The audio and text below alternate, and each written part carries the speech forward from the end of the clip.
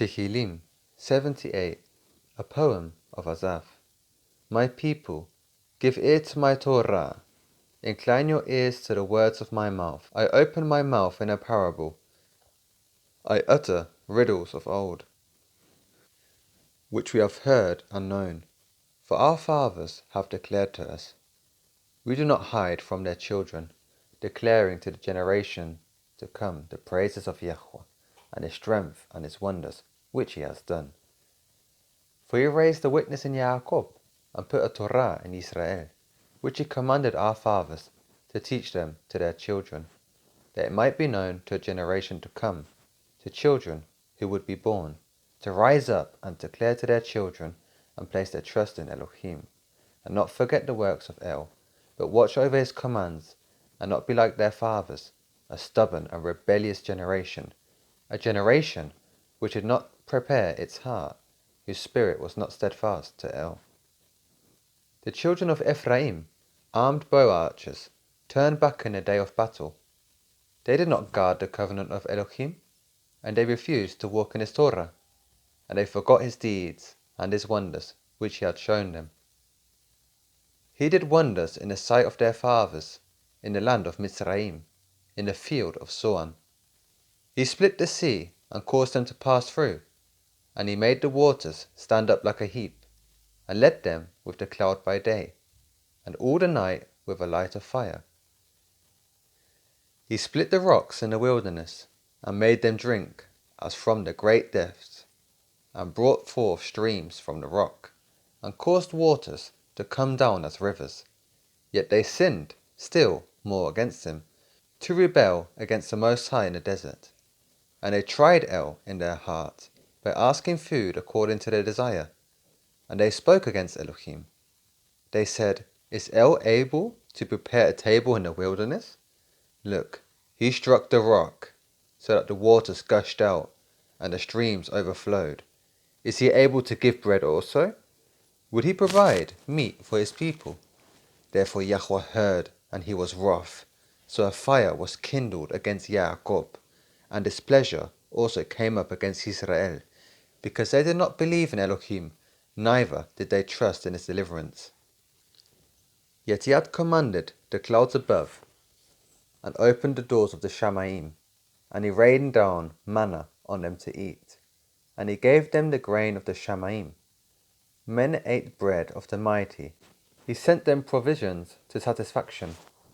He made an east wind blow in the Shamaim, and by his power he brought in the south wind, and he rained meat on them like the dust, and winged birds like the sands of the sea, and let them fall in the midst of his camp, all around his Mishkan. So they ate and were completely satisfied, for he brought them what they desired. They had not turned away from their desire, their food was still in their mouths, when the wrath of Elohim came against them, and he slew among their fat ones, and he struck down the choice ones of Israel. In spite of all this, they still sinned, and did not believe in his wonders. So he ended their days in a breath, and their years in trouble. When he slew them, then they sought him, and they returned and earnestly sought El. And they remembered that Elohim was their rock, and the Most High, El, their Redeemer.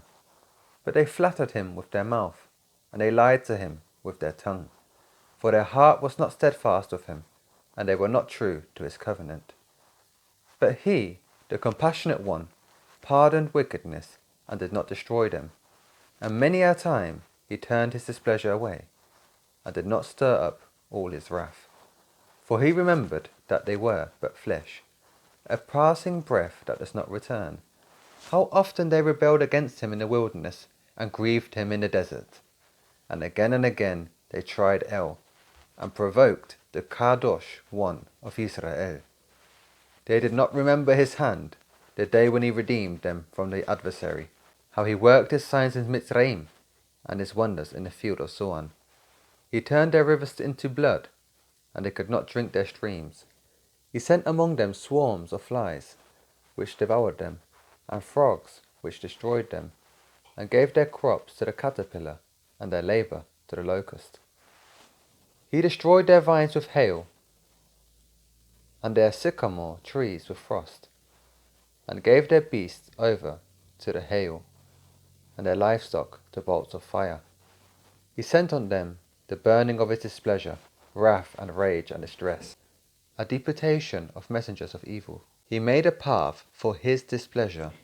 He did not spare their being from death, but gave their life over to the plague. And he smote all the firstborn in Mitzrayim, the firstfruits of strength in the tents of Ham. Then made his own people go forth like sheep, and led them in the wilderness like a flock. And he led them on safely, and they did not fear, but the sea covered their enemies. And he brought them to the border of his Kodesh place, this mountain which his right hand had gained, and drove out nations before them, and allotted them a measured inheritance, and made the tribes of Israel dwell in their tents. Yet they tried and rebelled against the Most High Elohim, and did not guard his witnesses, but they turned back and acted treacherously like their fathers. They twisted like a treacherous bow. For they enraged him with their high places, and moved him to jealousy with their carved images. When Elohim heard this, he was wroth, and greatly despised Israel. And he left the Mishkan of Shiloh, the tent which he had put up upon men. And he gave his strength into captivity, and his comeliness into the hand of the adversary. And he gave his people over to the sword, and he was wroth with his inheritance. His young men were consumed by fire, and his maidens were not praised. His kochinim fell by the sword, and their widows could not weep. Then YAHUAH awoke as one asleep, as a mighty man who shouts because of wine. And he smote his adversaries backward. He put them to an everlasting reproach. Then he rejected the tent of Joseph, and did not choose the tribe of Ephraim, but chose the tribe of Yehudah, Mount Sion, which he loved. And he built his mikdash like the heights, like the earth he founded it forever. And he chose David his servant, and took him from the sheepfolds. He brought him in from tending the ewes, to shepherd Yaakov his people, and Israel his inheritance. And he shepherded them according to the integrity of his heart, and led them by the skill of his hands. Hallelujah.